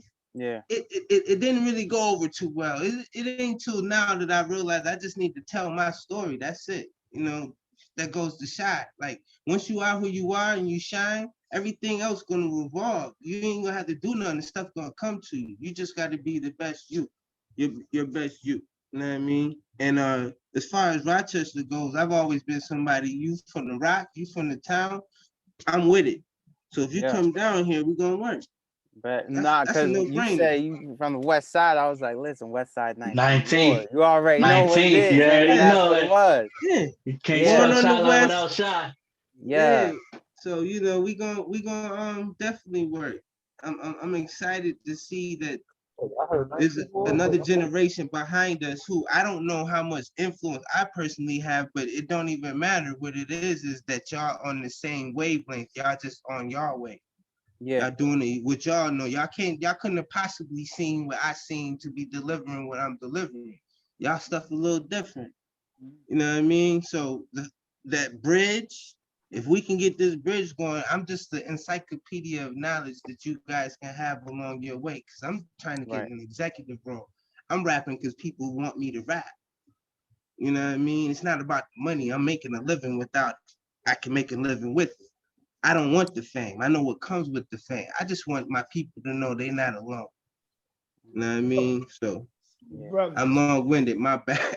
It's all right. It's all right. That's what I'm here for. That's why you and shout out to Michael Johnson as well. I think your brother Ty, he's the one that cuts my hair at was it Cut Kings or King Cuts or something like that. So I remember you too. So I just want to pay my respects to all three of y'all. Thank you. Well, listen, man, I appreciate all of y'all brothers. And at this point in time, like, you know, there's sky is the limit. You know, again, the reason we do these workshops, these mixers, is to kind of kill some of these silos that we've been operating in, to open some doors for each other, just to kind of understand each other's like perspective, because perspective is reality for everybody. And at the end of the day, Shy's perspective, Lipe's perspective, Mike Johnson's perspective is all of their individual realities. Nate Smith has to be able to understand that and to be able to meet them brothers wherever that those perspectives are. We can have, you know, a happy medium somewhere. You know what I mean? Like, because that's at the end of the day, we all we got. So if we not here to network and to mentor and to push each other up and pull each other up, what are we doing this for? You know what I mean? So I want to tell y'all from the bottom of my heart, I love y'all brothers. Because just general, you know, y'all know this. But before we let y'all go, I would be remiss if I didn't get 16 from the three brothers from the panelists that we just had. So we got Coach Bill Parcells, Quavis Walker and Mike Johnson Jr. I'm gonna let Mike close it out because Quavis I don't know if Quavis gonna do something slick. So I want Quavis to set it off just because he's been talking real battly, you know what I mean? I don't want no, not on my watch. You know what I mean? You should let me go first so they can go ahead and battle. I'm trying to eat these tacos anyway, bro. All right, we'll go, Coach, set it off. Give us 16 and then I'm gonna let Quavis and then Mike. Since brothers was talking about, these bars were wearing their heart on their shoulders, you know what I mean? Oh, excuse me, I'm sorry, I'm eating. I don't want you to. Okay, so look, first you get the knowledge, then you earn the wisdom. Forming understanding is the math I'm trying to give them. But I got a plug. I'm a hustle to the hustle. I'm a victim. It's better than a fiend. Choose a role. I had to pick one. Starting stealing shit when the job couldn't get done. 7 by myself, or with Will, we would stick some things in our britches because our parents couldn't catch son. Rising to the top as a youth, nigga, get guns. So I got one. 12 in the drawer like my earth, not a shotgun. Shocked when she found on the low that I caught one. Kicked out of school 2 times, I don't got one. The mind of a child with his father at the crib, it's just him and his mother, nigga, something got to give. Birthed in the game, shit, I never had a bed, had to keep my mouth closed. I'm amazed that I live. See, that's the story right there. That's all of it in one. That's the I'm in it, it's painful, help. You know what I mean?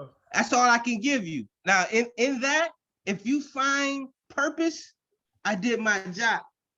You know what I mean? For sure. Shout out to everybody, though, bro. How can we hit you up, man, if we want to get in contact with you, listen to some music, hear, anything that you're working on right now, King? Hold on. I'm trying to eat. This is bad. Put that taco down, man. It's almost over. Yo, munchies is real. Hold on. I do understand how good those tacos are. On Instagram, hit me up at Coach of Coaches. You know what I mean? On Twitter, at Coach Parcells. Facebook, Bill Parcells, the coach, man. Listen, man, Coach is my brother. Like I don't call a lot of people brother, but that's my brother. So I do appreciate your time coming through. We're gonna go with the napkins, though. Man, get off the screen, man. All right. Next up, Quavis Walker, man. Give me 16 to close us out, Quavis. Hold on. Let me find a place to sit in this place. Man, the mall can hear them bars too. I'm about to go crazy. I'm about to go crazy. I said, hey, yo. I said, let me see. Okay, here we go. I said, yo, they say a humble man stays silent. Well, that's cool, but even snakes is quiet. You can't tell if a mouse or a rat in your space hiding. Same feel you get when they in your face vibing, trying to peep what they disguising. Or that fake smiling, can't drop that weight until you change diets. In the field with that field of slave giants. See, it's crazy how you stand up dudes, they stay lying. You only tough with your crew. You join the gang and start fighting. You don't kill, you rap, scrap, the tracks make you violent.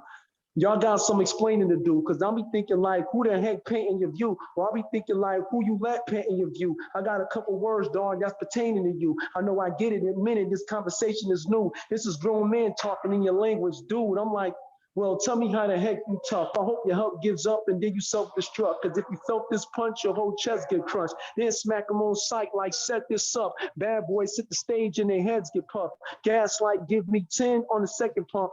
All right, I'm done. Oh, shout out, man. How can they hear you, Quavis? Any shout out to that video you just dropped too, man. But oh, thank you.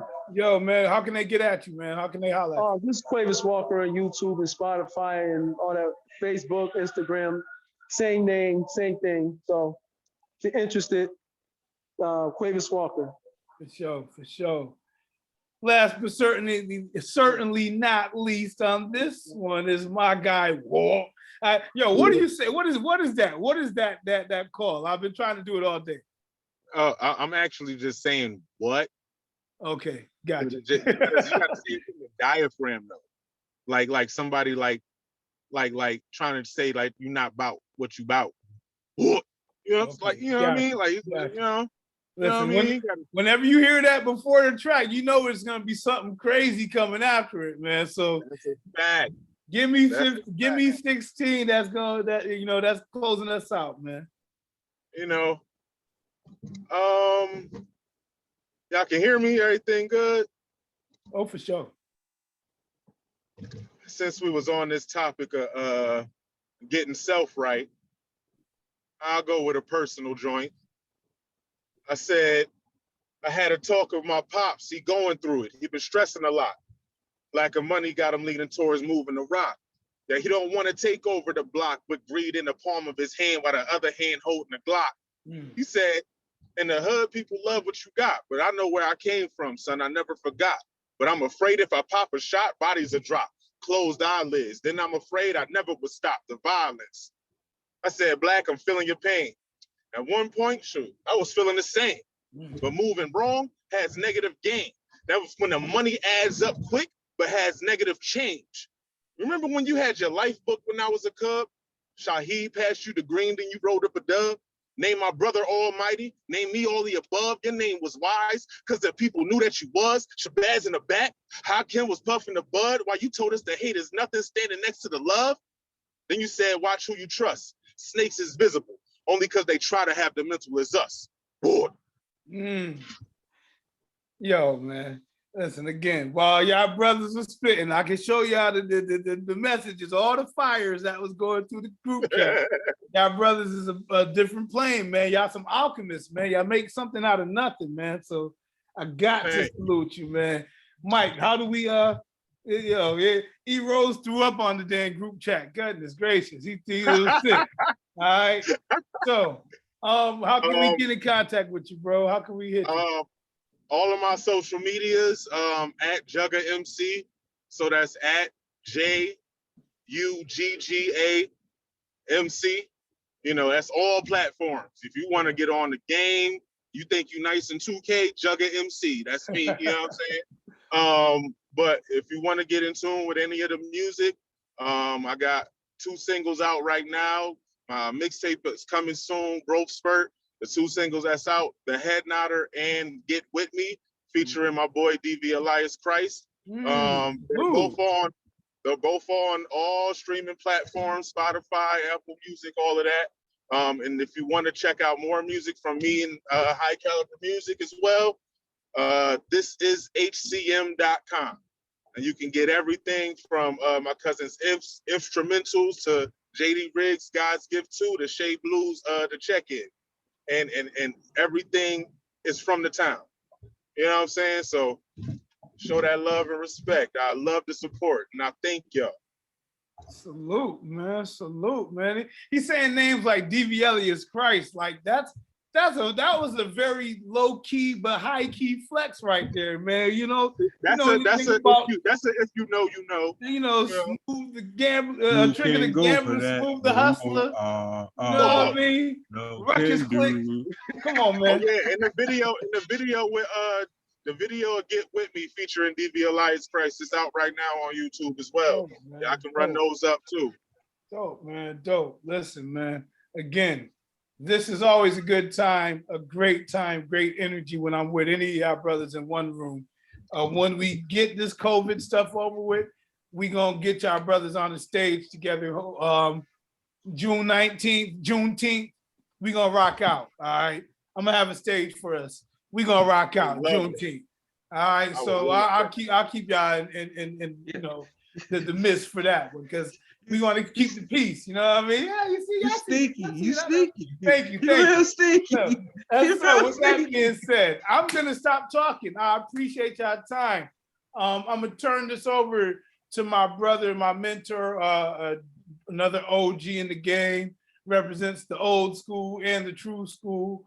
And he's been, you know, doing this, you know, he brought this whole group together with a couple other brothers, this Fatherhood Initiative. I got to salute my big bro, brother Anthony Jordan. So with that being said, I'm turning it over to him. Nate Smith, it's been real. Y'all stick around for the overtime if y'all want to still chop it up, because I ain't got nothing to do. So you got to work on your Russell Simmons intro, Martin. Listen, man, I told you, I don't write them down. They come from the heart. As long as they from the heart, these brothers know, all right? So, Brother Jordan, I'm gonna turn it over to you to close out.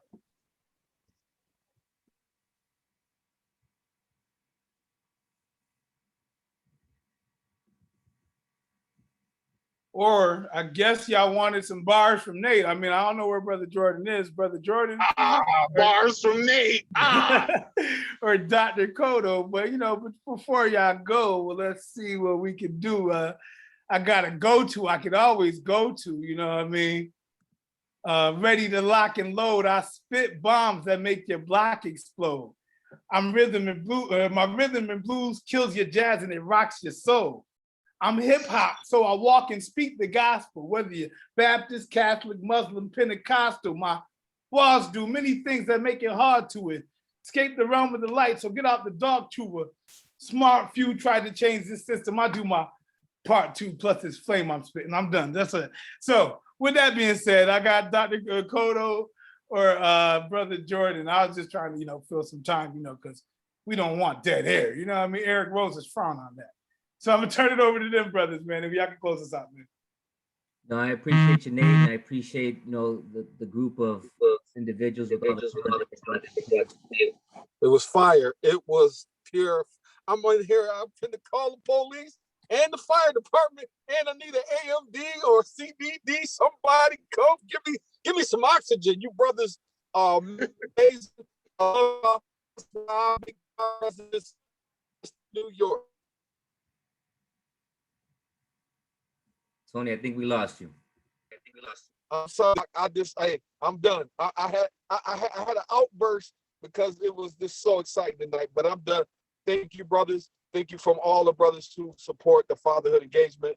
We look forward to when we all get together, man. Thank y'all for what y'all do individually and for what we can do collectively. We appreciate you. I'm gonna pass it to Dr. Kodo. Yeah, no, just in closing, on behalf of Fatherhood Engagement and NBK in the city of Rochester, I mean, we really appreciate you spending time with us today. And I think this was very educational for me. I mean, the fact that we can take hip hop and dissect it in a way that really can change the narrative here in Rochester. I mean, from the new school to the old school, I mean, what you bring to the table is something that we need here in Rochester to kind of find a way to instill this information and how we go about listening to this music and changing the way in which our young men in this community and young ladies make decisions and choices. So, I mean, I definitely, on behalf of Fatherhood Engagement and NBK, look to see how we can work together. I mean, and Brother Carlos, I have to say one thing. Brother Nate, you are truly a blessing. And I know these are brothers that are connected to you, so they know that your heart is pure and your love for our community is unprecedented. And I appreciate you, brother. It was my honor to see you in your element. And this Fatherhood Engagement DJ mixer was the birth from you, from your spirit and your soul and your intentions, which were all good, brother. So you brothers who came on tonight and represented hip hop, this is what really Brother Nate was really thinking about, and how we can talk through some of the challenges in our community, and more so how we can then take it back out to the community and make a difference. So Brother Nate, your vision is good to be a part of it, brother. But I am congratulating you for, I think we're running up on a year. I don't know if it's a year yet, but we made a year doing this. So thank you, Brother Nate, and thank you all the brothers. But fire, brother. And then you had the nerve to be on fire tonight. So it was awesome, brother. I appreciate you, bro. Yeah, so that'll close us out. I want to thank you all again, and hopefully we'll stay connected and we'll keep you posted on what we've got going on for fatherhood, you know, for the Father's Day weekend, and love to have you to be part of that. You truly are the pillars of this community, and what you shared today is something that we need to kind of utilize to move forward in changing the narrative here in Rochester. So greatly appreciate it. Well, with that being said, we're officially done. We can shut the live down. And then after, if any after conversation that y'all wanted to chop up before we, you know, went our separate ways, you know, make